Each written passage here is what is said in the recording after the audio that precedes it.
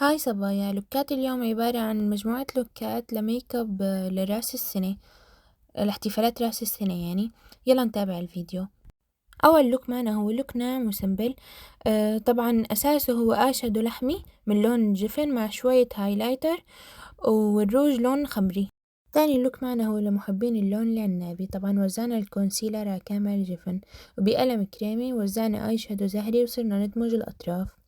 بعدين جبنا لون عنابي أغمق من لون الزهري، حطينا ركزنا على الكسرة.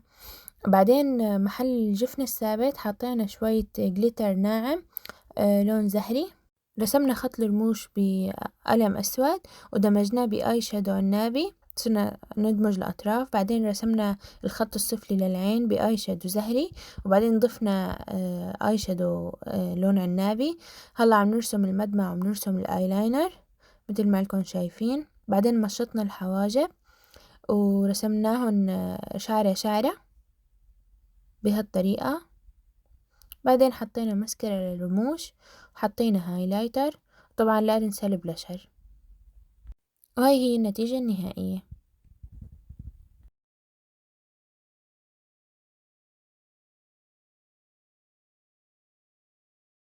أما هذا اللوك فهو لوك لون أخضر أو زيتي لمحبين اللون الزيتي.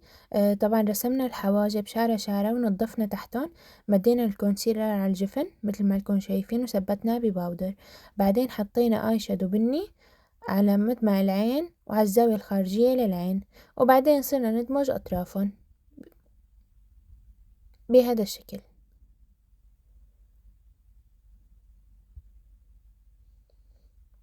رجعنا ركزنا اللون وضفنا اللون البني مرة تانية مشان يقوى اللون، وبالمنتصف حطينا آي شادو أخضر أو لون زيتي. بعدين رسمنا كسرة العين بالبداية المدمع. بعدين حطينا جليتر سيلفر، وبعدين صرنا نرسم الخط السفلي للعين، وبالمنتصف حطينا آي شادو كمان أخضر. هذا اللي اسمه سبوت لايت يعني، فلازم بالمنتصف نحط هايلايت والخط السفلي تبعيت العين من تحت كمان نحط هايلايت. طبعا رجعنا طولنا شوي الحواجب عشان يتلائم مع شكل العين، وبقلم حواجب رسمنا شوية شعرات بقلب الحاجب، وهذا هو اللوك النهائي.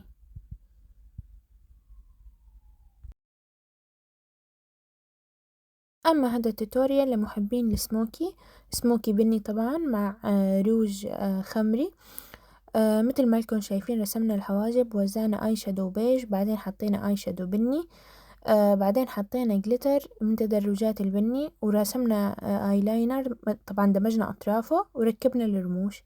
بعدين رسمنا الخط السفلي وركبنا كمان رموش سفلية. مثل ما لكم شايفين وزعنا الهايلايتر على كامل الوش، وهلا عم نحط الروج الخمري، وهذا هو فاينل لوك.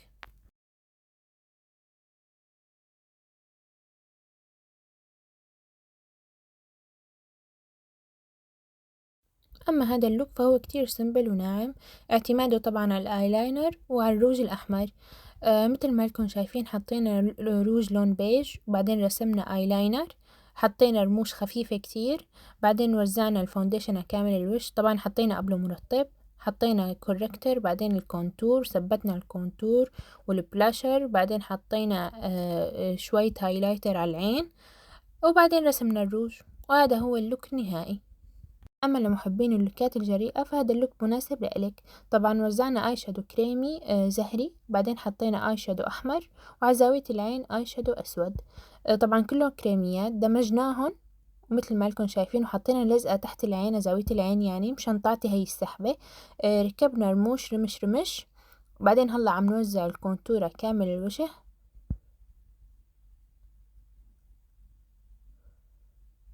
طبعا لا ننسى الكونسيلر والأماكن اللي بدنا نضوي فيها الوجه.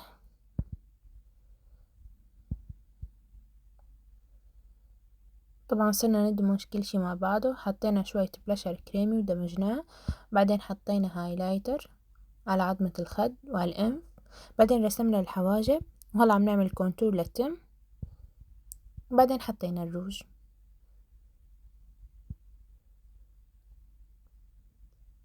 هي النتيجة النهائية.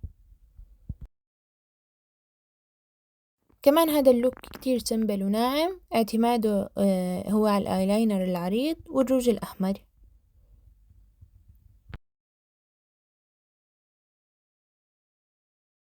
هذا كمان اللوك لمحبين السموكي البني، هو لوك كتير قوي، معتمد على الاي شادو البني والروج الأحمر. وهذا كان الفيديو لليوم، لا تنسوا تدعموني بلايك وتشتركوا بالقناة. يلا باي.